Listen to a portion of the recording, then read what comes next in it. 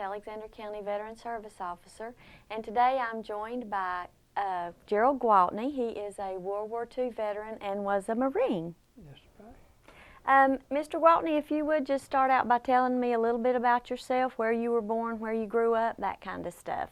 I was born in Vashti, and my mother, school teacher for 47 years. She started teaching when she was in high school back then. And we moved to Midnight, and she taught school there. And I was just about 4 houses from the school, so I spent up till I was 16 in Midnight. Okay. Now, you were in the Marine Corps. Were you drafted or did you volunteer? I volunteered. Very good. Several people asked me why I selected them, but Pearl Harbor, I guess, it took me from Pearl Harbor to the 8th of January to convince Mom to sign up for me to go. So she did that, and but when I signed up in Charlotte, I wasn't sworn in yet, and there were so many people volunteered for after Pearl Harbor that I had to wait until the 24th of July before they could put more platoons through boot camp, you know. Now, is that they volunteered for the Marine Corps or just volunteered for the military period? They volunteered for the Marine Corps. Okay. All of ours then were volunteers. The draft was just being implemented. Okay. There hadn't been any drafting done yet. Okay. And prior to service, what was your occupation? I got out of school and I worked in Statesville manufacturing, and I was 16, graduated when I was 16, and I joined the Marine Corps when I was 17. So okay. I didn't have a long work deal. Well, I'd ask you if you were married before the service, No. but I would hope not. No, but I'll tell you what, I was engaged. Oh my goodness. I was in love. Well, did you end up marrying the same one? I got a dear John in the hospital when I got home. Oh my goodness. Well, that wasn't too good. That'll come later. Yeah, okay. How many years of service did you have? 4 years. One of those years was in the hospital. Okay. And what was your highest rank that you attained? Sergeant. Okay. Just buck sergeant. Okay. And where was your basic training? Parris Island, South Carolina. Went from Parris Island to Camp Lejeune. Took a ship around through Canal and to Camp Pendleton. And we shipped overseas from San Diego. Okay. Now, as a Marine, you weren't assigned to a ship, correct? You were on the ground. No, I was on a ship a lot. Our first island that we hit was the first time in history that our country that we boarded a ship and went 3,600 miles and hit an island without, another jump-off station. Wow. Was new for that. Now, did you make any friends while you were in the service? A lot of friends. And what about superior officers? Do you remember any, and if so, why? Well, in the same regiment I was in, I had my high school coach, was Lieutenant. He was in the 3rd Battalion, I was 2nd Battalion. I would see him coming from the mess hall, times like that. And the first night on Saipan, he dug in behind my machine gun that night. He got it separated. But it was nice to see a friendly face, somebody that you knew, huh? Can you relate any skirmishes or battles that you were in? All of them. We hit the Marshall Islands. And on the Marshall Islands, we went in D-1. The Marshall Islands is in the largest atoll in the world. It's about 85 miles in length and 18 miles lagoon between all the islands. We went in 3rd island from the main island and secured it the day before on January 31st. The D-Day was February the 1st. Mhm. But we went in and cleared the island and set up artillery to shell the others for the D-Day. Mhm. Mhm. What weapons were you assigned to? I went in the machine gun section after I fired for record with a rifle, and we had water-cooled machine guns, and they were World War I guns, Mhm. and air-cooled both. And I was in a weapons company at H Company at that time, and H Company, weapons company, had 81 millimeter mortars, 50 caliber machine guns, and 30 caliber water and 30 caliber air cool. Mhm. So you worked with a lot of different weapons. Yeah. Okay. Well, I carried a carbine. Okay. Can you tell us about when your unit came under attack? Because it sounds like you stayed under attack. Well, there wasn't much time between all of these. Mhm. Our rest base was in Maui. That was pretty nice. Yeah. But we sailed from San Diego to the Marshall Islands, Mhm. and then I went down to Kwajalein and spent 30 days there, our whole battalion. They thought the Japanese might try to retake that. Right. But then back to Maui, and then to Saipan and Tinian, and then back to Maui, and back to Iwo. So we was on the water a whole lot, and it Okay. happened without much rest. We would go back to Maui and get replacements and retrain them. Mhm. I would teach machine gun school there at those times. Mhm. What kind of conditions or hardships did you face while you were overseas? Well, there was all islands are different. We had I lost friends. If I had friends, I had a lot of friends, and I wound up losing all my friends, or I thought I did. Mhm.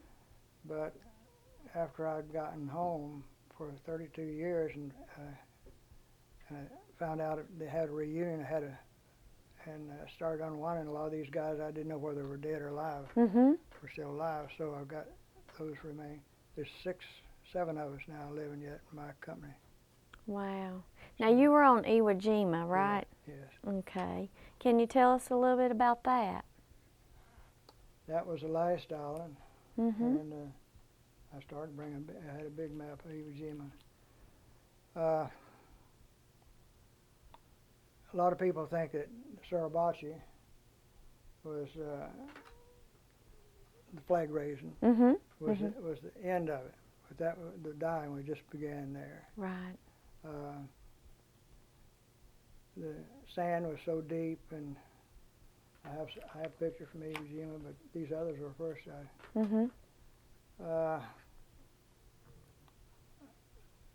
First day, my section leader, I was squad leader when I went in. I got a field promotion to sergeant. Mhm. He got hit about 3 o'clock, and then I took over the 2 squads and got sergeant rating. Mhm. And I got replacements every day. The least I ever got was 3, and the most was 7. Mhm. Now, were they replacement man for man? If you lost 3, no, you got 3, or? they were allotting out. They had a replacement battalion that was coming in off the ships. Mhm.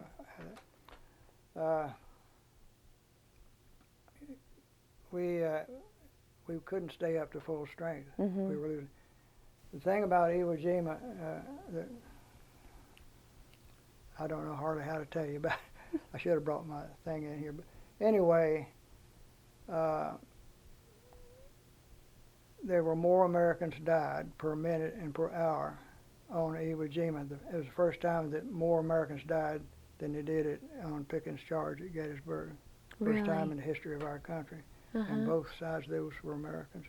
So that kind of tells you what we were losing at that time. The Suribachi is 554 feet high, Mhm.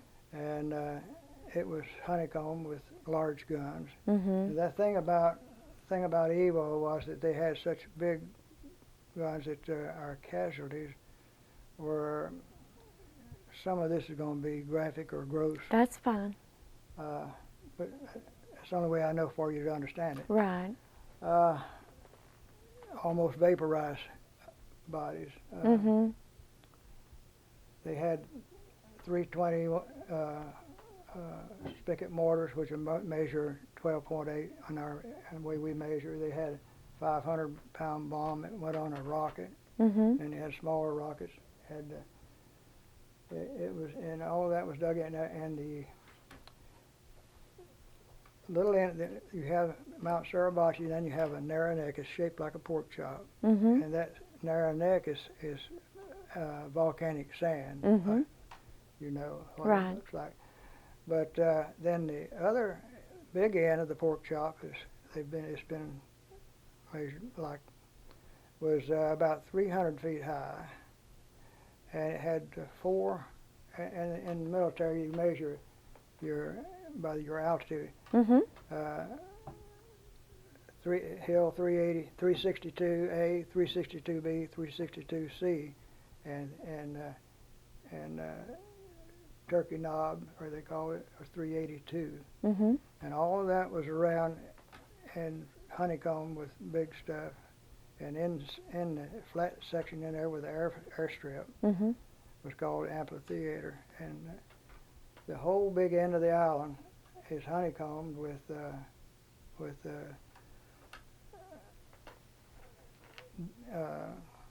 tunnels. Mhm. And I read how many miles of tunnels there was, but they were in the 20-foot level, 60-foot level, 40-foot level.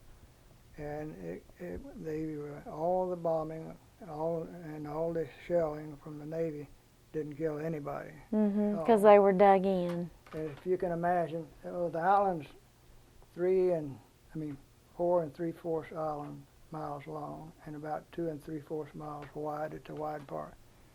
But they had honeycombed to where they had a big hospital Mhm. on a 20-foot level under there. They had 21,000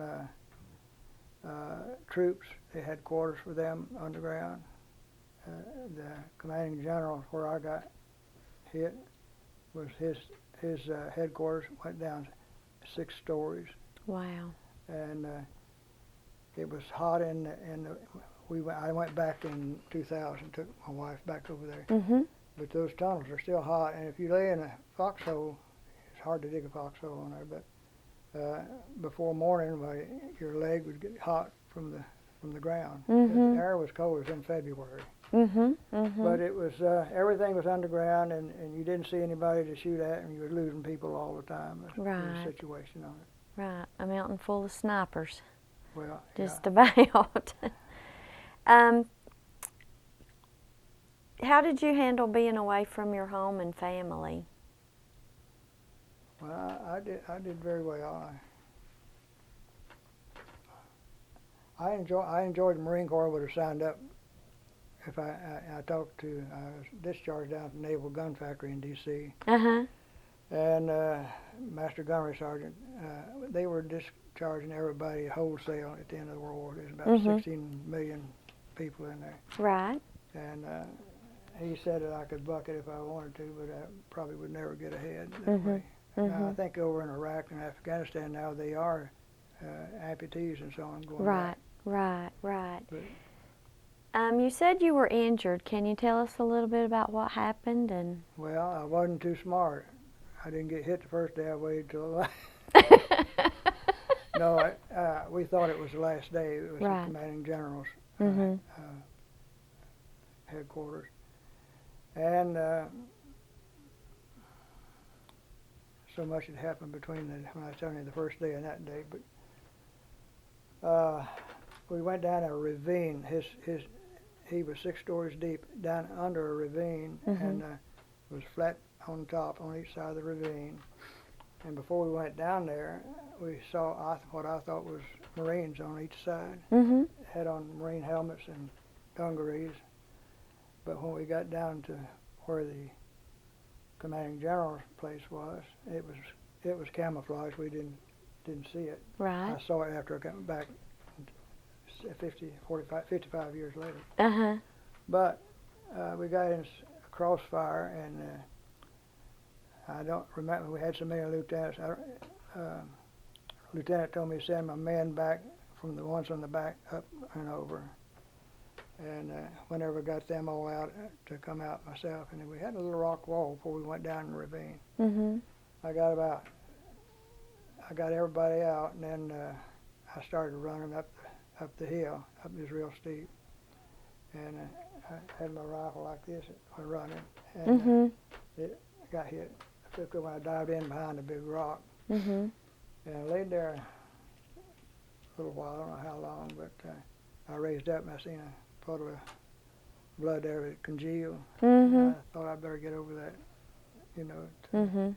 might get weak and couldn't make it. So Right. I dived over the rock wall, and some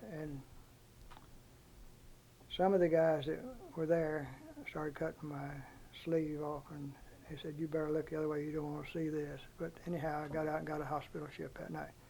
But what I was going to say between that, since we're on Evo, if I may, Yes, absolutely. the fourth day was the most terrible day that I had. One of my men had received a round of white phosphorus shells, and that burns everybody. Right. And he took the whole load, and he was burning, and we were taking off our dungaree jackets and our canteen water and keeping oxygen from that, and he was screaming and watering. I'd already lost 4 people that day Mhm. in this one squad, and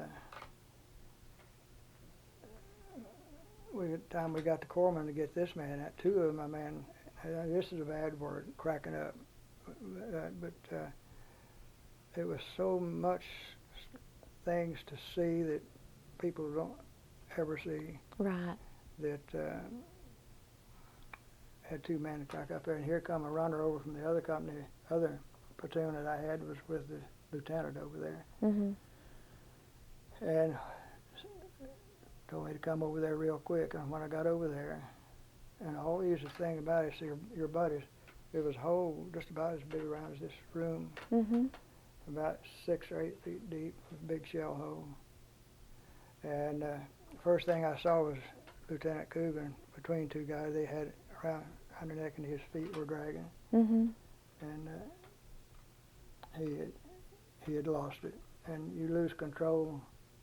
Of course, you lose control of you. You're kind of like a slinky. You pour out of a chair, lose your body functions, and so on.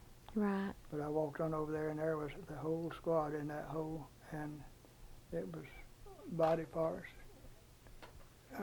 And on the other house, and this is bad to say, but one of the worst smells that you can ever have is a body odor of torn up people. It's like a sweet watermelon smell or something like that. Mhm. The only one that I could recognize in that hole was Chickon, and he had come to us from Guadalcanal, and he had a high flat top and had a goatee, and he was cut in 2 in the middle, and standing on his head I could see his torso and his goatee. Mhm. That was day number 4. The next day was the day that the flag raising went up. Mhm. And by the time I got through that day, I had 1 man, Jim Hollenbeck from Schenectady, New York, and he was my everything. He took over that 1 squad, Mhm. and it was every day. Not that bad, but I lost him on the 11th day, and I depended on him for everything. Right. On this turkey knob I was talking about, 382 feet. Mhm. We've been kicked off of there 5 times. All those hills in the amphitheater where the airfield was being constructed were covering each other, and we'd gotten up on Hill 382, but we couldn't stay. And so we got back late that evening, and all of us tired. Right. But I get ahead of myself. But anyway, after I'd lost so many people, I didn't want to know the name of my replacements that came. I never learned any of them's name. I knew they or where they were from. I knew they were some mother's son. Right. But I told Jim, it was just about dusk, I said, Jim, I'm going to run we were trained to zigzag and run low. Uh-huh. I said, I believe that's a good place to set up the gun and tie the other man in with it. And I said, when I get up there, I'll motion you to come bring me. He was carrying a water-cooled machine gun, which is 51 pounds with water. But I didn't know how to. He was a big man, 6'4", about 240. Mm-hmm. And he could run with a water-cooled machine gun faster than some of my other men could with a rifle. Uh-huh. So I motioned Jim to come up there, and he just got up with that machine gun and started walking. I said, no, Jim, no. And he went down, and I went back to him, and he had just had a small hole, rock hole, that went in the front and come out back and didn't hit a bone, so it didn't blow a hole or anything. Right. So I put a sulfur drug on the back and got his off his belt and put on the front and bandaged around him and had his head in my lap. And I would call for the corpsman. Mm-hmm. And I told him, I said, Jim, you're going to be all right. You're going to be on hospital ship tonight. Everything will be good. He said, no. I had a nickname, Duke. It had nothing to do with John Wayne. Okay. No, nothing to that. Uh-huh. But he said, no, Duke. He said, I want you to do something for me. He said, I've got a wife and a baby boy. I've never seen my baby boy. I want you to go, promise me you'll go see her and tell her about this. He said, I'm not going to make it. And he died with his head in my lap there. So that's the last man I had. Mm-hmm. But I got the next 21 days, it was move out and move people blown apart.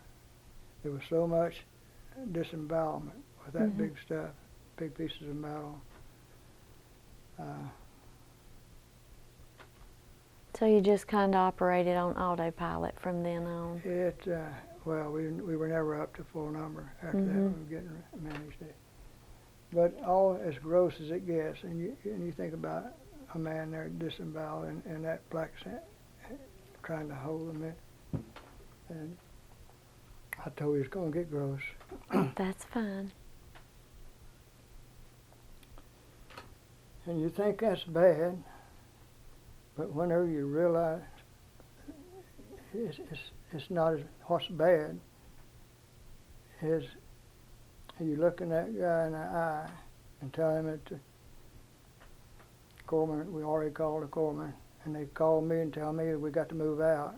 And I'll say the corpsman will be here a little bit, and you look and see terror in somebody's eyes like that. And that is bad. But the bad part is you're the one, he was carrying out your order. Mm-hmm. And it's going to happen the next day and the next and the next.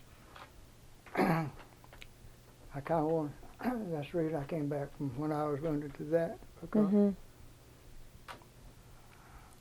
I think people need to know a little bit about it. Right. It's a rough time. It's hard to get over. Did you receive any awards or medals or commendation for your time? Purple Heart, and let's look here, well,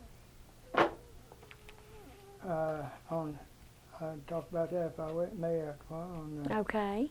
On Tinian, I was in a banzai, and that's where they try to go in. We had tanks come through it, and then they en masse come in, and I was on that first night on there, and that's, well, let me go back to the first hour. This, I'll show you that. You can see a person's head right there, his eyes, nose coming out of the hole. Uh-huh. And this, I'll get back to that. Okay. This was on island that we took, Mhm. we lost 7 men killed and 2 wounded. This was my first island. I didn't know how I'd feel when I went in there. Mhm. But this is a building that Communication Center of the Pacific, the Japanese had. Mhm. If you ever heard of the movie Tora Tora, Mhm. Mhm. this is I where have. the message came through this building. Okay. This is a flag for our battalion on this island. Colonel L.C. Hudson that was the first flag that was raised over a Japanese mandated island. That's the one we came all the way from San Diego to Mhm. you can, Let's hold off on Okay. showing the pictures because we're going to bring the camera around All so right. that we can get all those. okay. Did you keep any of your uniform items or anything like that when you? The moss got them. So you tried to keep them, huh? Well, I didn't even think much about it. Uh-huh. What did you do for fun or during your leave time when you were in the military? Well, we go on liberty, you know, but when we were in California, we were in a Los Pelucas Canyon and a tent thing. Mhm. The 23rd and 24th Regiment at Pendleton had already been there, and so we would have to mud. It was dust when we got there in September. You couldn't put your foot down without dust, and then when the rainy season came, it was all mud. So they worked out a thing up in Los Angeles, but it's a barber school up there. Uh-huh. We could take our boondockers and roll up our dungarees and put on onto the railroad trestle, get out on Highway 101 and thumb into L.A. Uh-huh. And we'd go to the barber school. Had to go there immediately, and then we'd shower and put on our uniform. And they had irons and everything there. Mhm. So they were lenient on that in order for us to have a liberty, you know. Right, right. What's been your occupation since you left the service? Well, I came back, and I couldn't get in on the schooling because Mhm. everybody had been back a year and it was full. Right. And I managed the political for the Democrat Party after Liz Hafer was sheriff and Slade Smith ran. Uh-huh. And so he won that, and they talked me into taking a county accountant and tax supervisor. They combined them then. Mhm. And so I was there 8 years in that. And then I bought a service station in Headnight, and about 4 years there, and I took a competitive exam for the rural carrier route. And Mhm. I retired out of that in 86. Okay. Okay. When you were in the service, did faith play a part during Did that what? time? Did faith play a part during that Oh, time? a lot. See the little Bible I have right there? Uh-huh. Whenever I was, I didn't mean to skip back and forth That's from the fine. first island and second, third, and fourth. Uh-huh. But I got this little testament from my Sunday school class, Mhm. and carried it with me. It had a little zipper on it. It had Psalms in the back of it. And when I was in combat, see, we had a little break there. Mhm. That was a cane field. But whenever I was going through this on Evo, I would read my testament, and I had like Romans 8, and I would get a lift, and then in the grind of everybody dying, I'd feel like I felt like I was cheated. I felt Mhm. like I'd never have a wife and children Right. or a house or maybe a car. And I seesawed between that kind of. Mhm. Mhm. But my Sunday school sent that to me. We lost one member of my Sunday school class in Anzio in the Army. Mhm. But all through this, I hope I hope to portray the important thing to me was the providence of God. On the first island, we went in D-1. Then we set up the artillery. Then we took 13 more islands down. Right. Well, my machine gun emplacement there had sandbags around it, and it was right under a palm tree. And I had climbed a palm tree and took a machete and got off some coconuts from that thing. But when we got back from that 13 islands, some rounds had hit that, and the shelling hit that palm tree, Mm-hmm. and that hole, about 6 foot out, and went right down in where I would have been if we had been on that other. And it's been that way all the way through. Right. The Saipan, on the last day on Saipan, where all the ladies, all the Japanese women jumped, we were right under the cliffs where they combed their hair and threw their babies off and jumped. That went on. We had interpreters begging this man here is an interpreter. Mm-hmm. But I know I'm messing up here. You're fine. That was the last day on Saipan. Mm-hmm. So we went down to finish a little real thicket there, and we had a password to let, when we were getting fire, Mm-hmm. we had a password to let our friendly troops know that we were there. You know. Right. Well, I got shot through the helmet. A Jap's sitting 10 foot behind me, and he shot another boy just got a skin place in the leg, and John Hogan, my #1 gunner, Mm-hmm. got shot, and we had to carry him out. But I had a round to go through my right helmet and blew out the front, knocked me flat. And I thought I had a lot of hair. We'd had a haircut we'd been over there 5 weeks. So, but I got hair and a little bit of blood, not much, and found out I was still alive. Mm-hmm. But just after we got John out, they brought coffee up there on the cliffs where the ladies had jumped over, and I sat there and drank that coffee and thought about that Jap aiming at my head, and if I'd just nodded or something. Mm-hmm. I about had a promise of God on every island I was on. Right.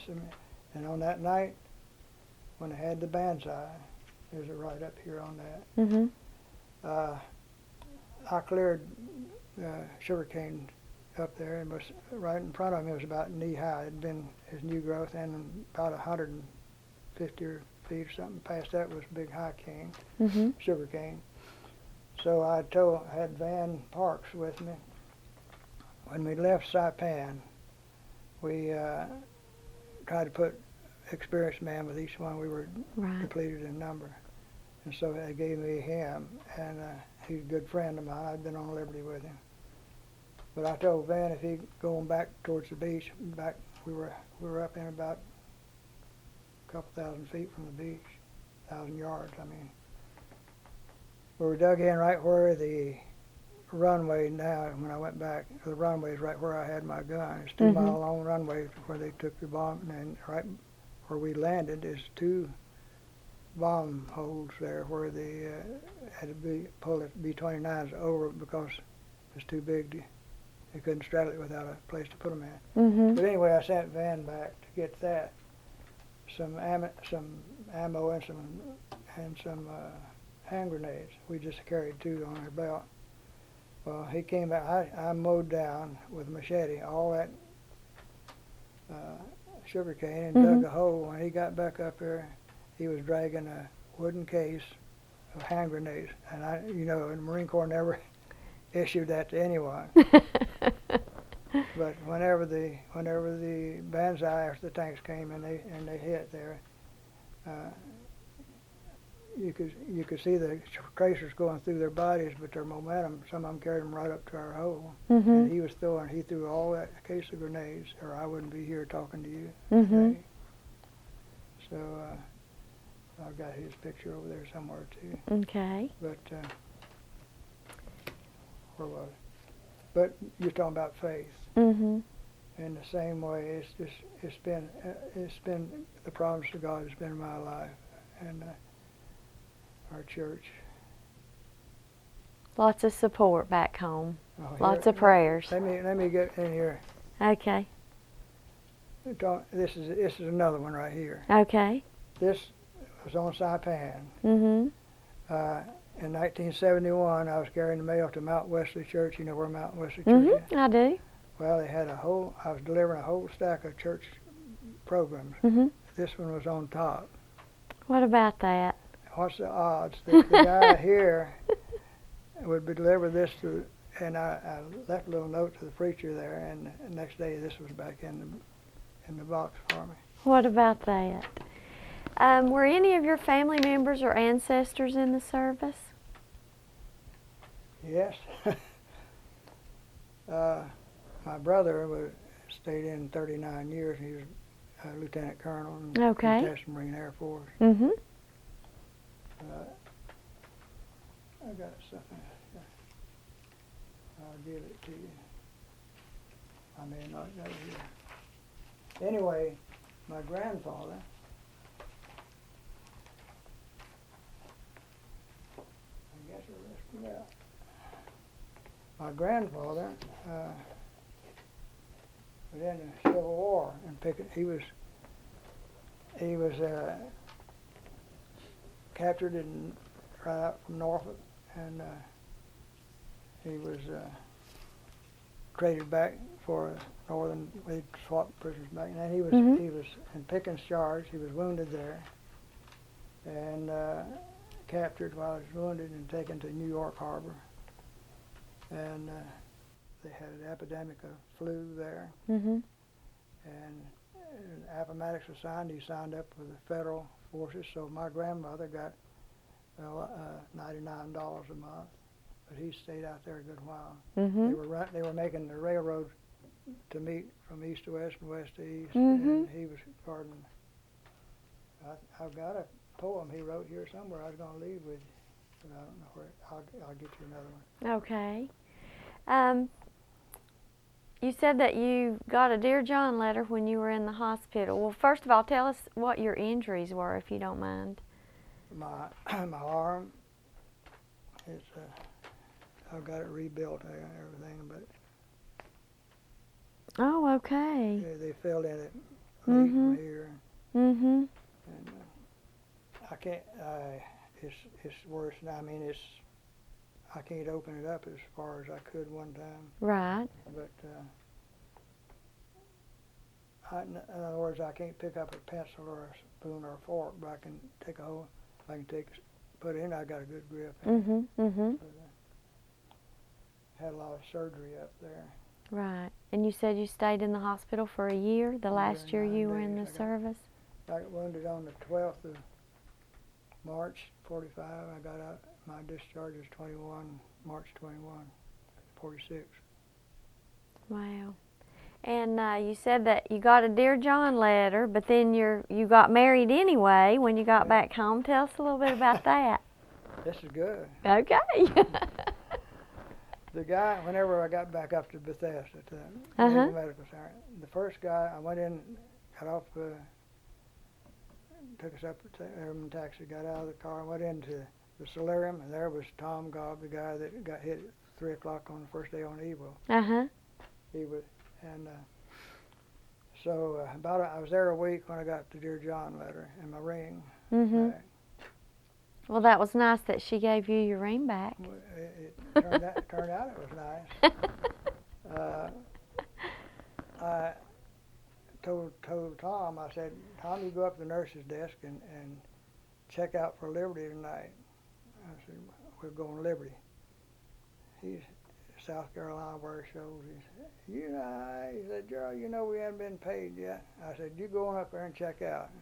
And he had got hit in the hip. His hip had blown off there where we first landed. And they had a stick between that and the cast around his body, and they had split his bitch's pants leg there to where he could take the crutches, and go. I convinced him to go and check out, and so we caught the electric streetcar downtown to the hock shop, and I hocked the ring. And we had a big shrimp supper and went out on the moonlight cruise on the Potomac. I was hoping you was gonna say you met your wife. No, no. He met a girl there, Julie, Uh-huh. and she was pretty wealthy. She came out the hospital all the time. Bring him in 50 Signum 7 or something other than slipped in the hospital. And that was how that really. Now there's a lot of guys coming back, and there's a lot of killing somebody or killing themselves. Right. Right. That's how I dealt with it. I didn't really feel like, but that's another providence of God. Mhm. I didn't think it was a blessing then, but I know now. Right. When Virginia she had polio in 4 days. Now after Virginia's your wife. Yeah. Okay. 4 days after she graduated in Midnight. While I was on Saipan, they had you ever heard movie tone news? It used to come with the movies. Mhm. Well, we had a screen out there after we secured the island, and there was the tent camp in Charlotte when she was down there in that tent camp with polio. Uh-huh. So she had it in the right arm, and I got it in the right arm too. We slapped with the left hand. Uh-huh. Whatever works, right? Now, how long have y'all been married? 64 years. September the 3rd will be 65 if we make that. Well, congratulations. And are you active in any veterans organizations? I see you've got your DAV hat. Are you active in any others? No, I'm not. No. Okay. I guess I should, but I was a commander of the American Legion one time in Taylorville. Mhm. And I joined. Well, they were waiting on me at Oakland Bay Hospital when I got back. The VFW signed me up there. Uh-huh. So I've been both of them, but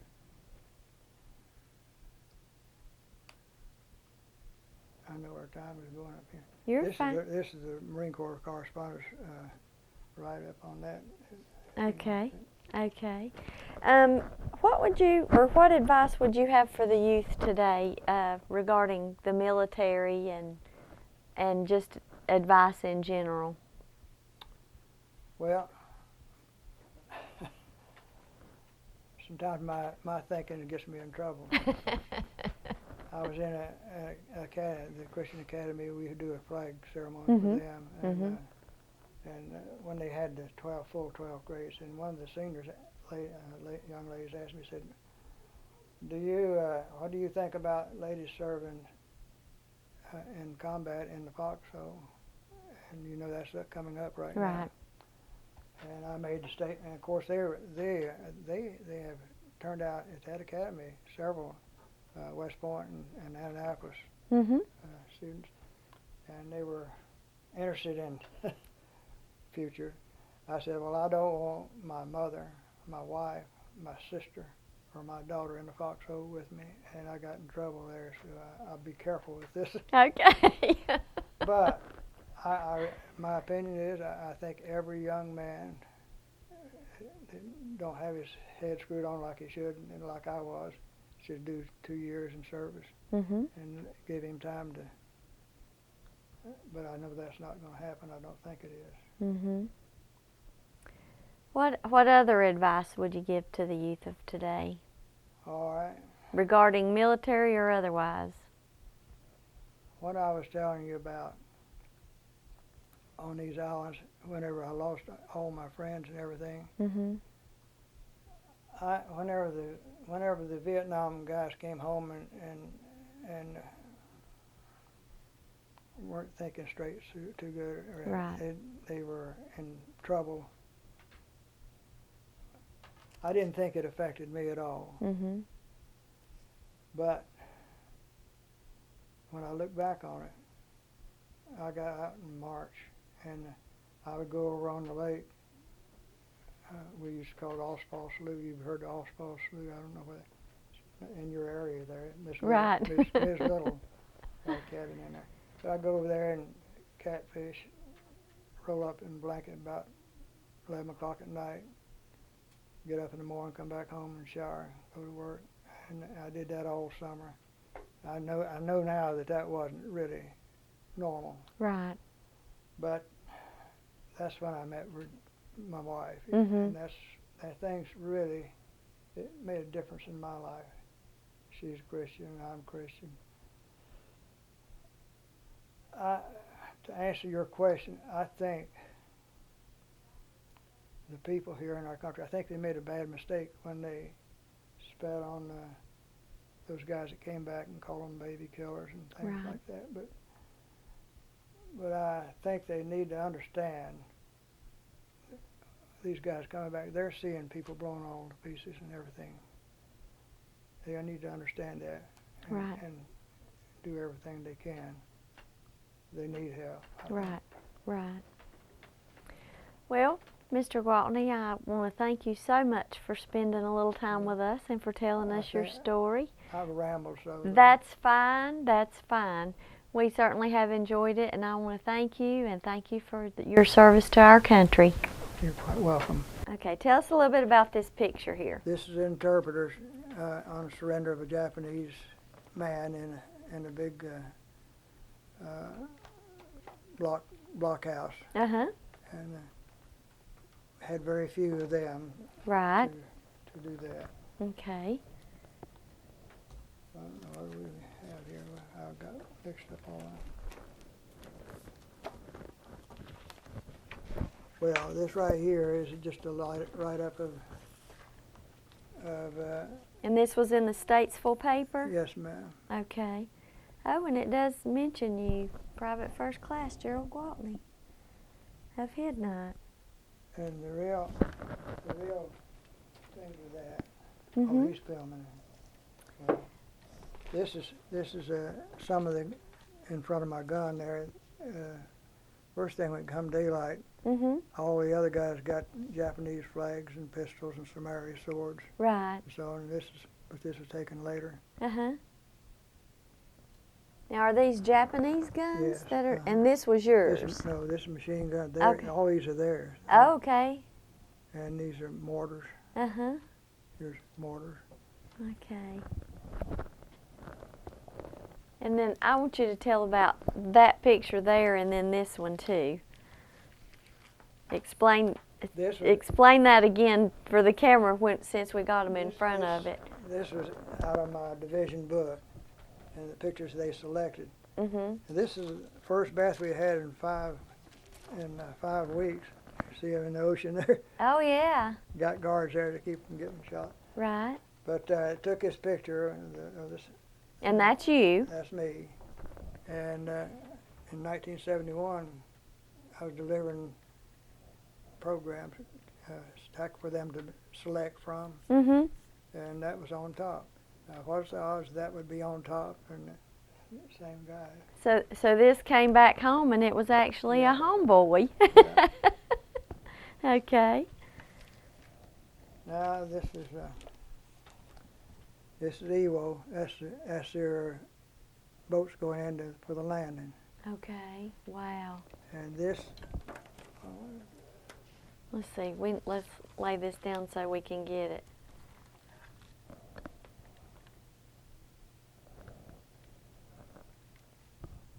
I was in the second wave. Okay. And this is all black sand. Here's the water. It's about 20 feet, and they have what they call terraces. It's done by the ocean, Uh-huh. storms and everything. All this is that deep sand, and you go in knee deep. Oh wow. Couldn't pull these. These are ammunition carts. Here's and Mhm. see. This is my 25th regiment. This can be ours right here, or this one. Either one. I can't tell. Right. Right. So, and this was the beach. No, right. That's the beach. That's the On beach. D-Day after all the ships and everything were torn up. Wow. Lots of wreckage there. That's Mount Suribachi in the back, where the Mhm. flag raising was. Here's Marines. Okay. Yeah, you can tell how that sand is trying to get across there. There's dead Marines. This is taken by Rosenthal that took the flag picture. Uh-huh. This when we had one of our company reunions in Branson, Uh-huh. one of my replacements that I've learned since then, Right.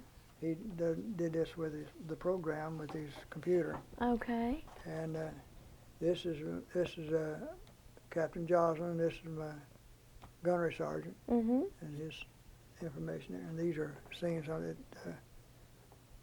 Rosenthal took that day. Wow. Something else interesting to Captain Joslin. Mm-hmm. Do you remember in Lebanon, Beirut, whenever the 268 Marines were killed? Mm-hmm. He was in command of them. He was colonel then. Really? And the President of the United States, and passed on down through it was a peacekeeping thing. Right. There. And he was charged that detachment. No ammunition was allowed for, I don't know what I did here. I guess I lost it. Fell out of your lap. No ammunition was allowed, and he died. I talked to his wife, Mm-hmm. and she said they said he died from cancer, but she said he died of a broken heart. They set Oh. out a tree for each one of those guys Mm-hmm. at Camp Lejeune. I had the meeting that night, the And you banquet. had the invocation. Here is a Sherman tank, and they fire napalm. Uh-huh. They fire 175 to 200 feet with that, and on the Wow. other side after they had sprayed the place with it. See, everything was underground, and it was just about a burnout deal. Right. And this is just terrain on the island. Mm-hmm.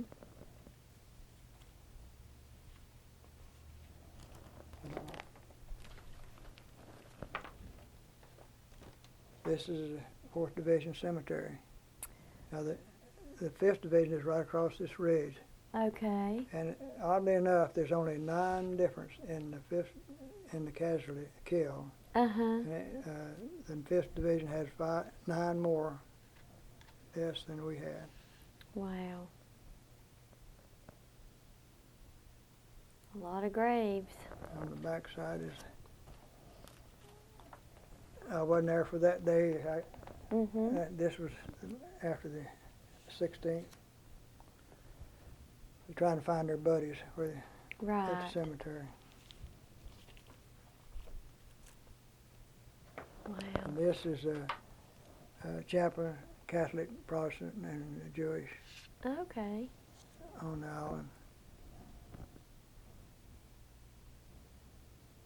And then the 4th Division, in that high part on the big end, Mm-hmm. it was sandstone, and a lot of the guys back at Division Headquarters carved these, and there's 2 pages of this in Mm-hmm. here. They carved that with their K-bar, and most of it was buddies. Uh-huh.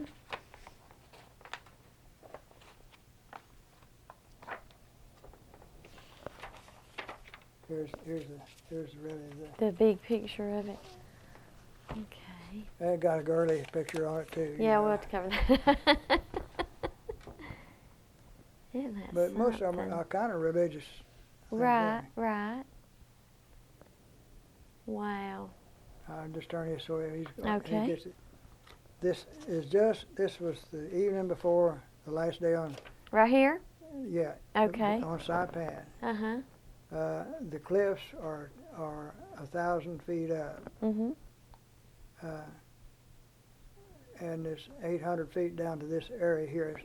It would be right in here. Right. So we spent the night here, and then we got up the next morning, and all those ladies were up there, and they would comb their hair, and some of those crags sticking out cliffs Mhm. they could stay on that and run and jump off, but they'd throw their babies off. They'd fix their hair up, and all of them had real black hair. Mm-hmm. I have some DVDs and so on. It shows those ladies, and you don't want to see that where No. they jumped off of there. Right. Well, thank you so much. I thought I had it. A real good poem, one of my grandfather's. Mm-hmm. Okay. That's about the story of my life, I guess. I don't All know. right. Well, we appreciate it.